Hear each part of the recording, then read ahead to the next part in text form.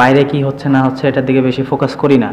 তো বাইরের দিকটা নিয়ে যত বেশি ফোকাস করব তত মাঠের খেলাতে খারাপ ইমপ্যাক্ট পড়বে। প্রফেশনাল প্লেয়ার হিসাবে বাইরে যখন অনেক বেশি কন্ট্রোভার্সি হয় তখন এটা আমাদের জন্য খারাপ বা প্রত্যেকটা প্লেয়ারের জন্যই খারাপ। আমি বলবো না যে সুযোগ পাইনি, বাট সুযোগগুলো কাজে লাগানোর দায়িত্ব ছিল আমার, সামাও পারিনি, বাট ব্যর্থতার দায়ভার সবসময় আমিই নিই। সত্যি কথা বলতে ভাই যে যে প্রফেশনাল প্লেয়ার হিসাবে অনেক কথাই হবে, বাট আমাদের মনে হয় যে মাঠে যখন আমরা ঢুকি তখন বাইরে কি হচ্ছে না হচ্ছে এটার দিকে বেশি ফোকাস করি না।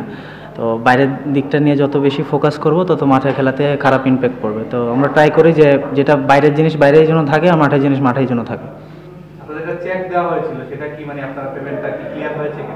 এখন পর্যন্ত চেক জমা দিতে বলেছে, আমরা জমা দিয়েছি, আমরা হয়তো কালকে একটা আপডেট পাবো।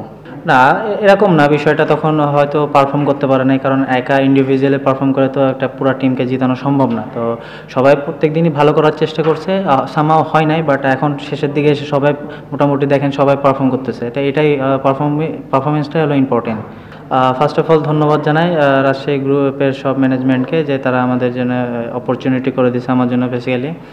এর আগের বছরে যেটা হয়েছে সেটা হলো 4টা ম্যাচ সুযোগ পেয়েছি, আমি বলবো না যে সুযোগ পাইনি, বাট সুযোগগুলো কাজে লাগানোর দায়িত্ব ছিল আমার, সামাও পারিনি, বাট ব্যর্থতার দায়ভার সবসময় আমিই নিই, কারণ এখন জাস্ট আমার শুরু।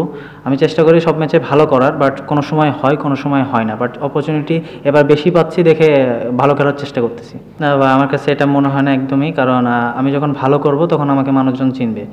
আলটিমেটলি যখন সবসময় ভালো খেলবো, কন্টিনিউয়াসলি পারফর্ম করব, তখন আমাকে মানুষ চিনবে। এটা হলো মূল লক্ষ্য থাকে সবসময় ভালো করার। অবশ্যই ব্যাটিং নিয়ে আমি যেরকম আপ টু দ্য মার্কে ভেবেছিলাম ওরকম করে শুরু করতে পারিনি, এটা আমার ব্যর্থতা, বাট আমি স্টিল ট্রাই করতেছি যে কীভাবে কামব্যাক করা যায় বা কীভাবে বড় ইনিংস খেলা যায়।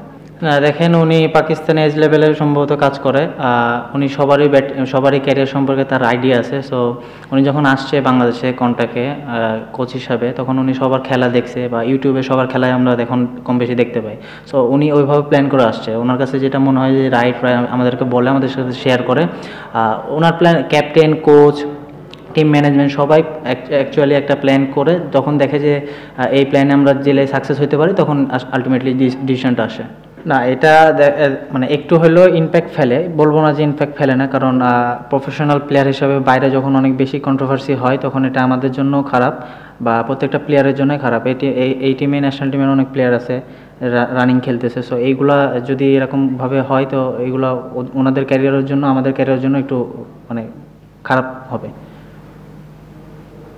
কালকে তো আপনাদের কোনো ফরেন প্লেয়ার খেলে, তো আজকে টাকা পাওয়ার পর তারা চেক পাওয়ার সম্ভবত ম্যাচ খেলতে রাজি হয়েছে, তাদেরকে জিজ্ঞেস করেননি যে মানে কি সমস্যা ছিল, খেললেও তো খেলতে পারছে, চেক পাচ্ছ? সত্যি কথা বলতে আমার কোনো ফরেন প্লেয়ারের সাথে কোনো কথা হয় নাই, সো এই বিষয়ে আমি মনে হয় বলতে পারবো না। Thank you. এখনো প্লে অফের একটা সম্ভাবনা আছে, ভালো রকম সম্ভাবনা, মানে এটা তো কিছুদিন দেরি আছে। আপনারা কি এখন হোটেলে থাকবেন কি না থাকবেন? এটা এখনও ডিসিশন হয়নি, যেহেতু ম্যাচটা আমরা মাত্র খেলে শেষ করেছি। হোটেলে যাব, হোটেলে যে ওনার আছে, ম্যানেজমেন্ট আছে, ওরা ডিসিশন নেবে যে কী হবে না হবে।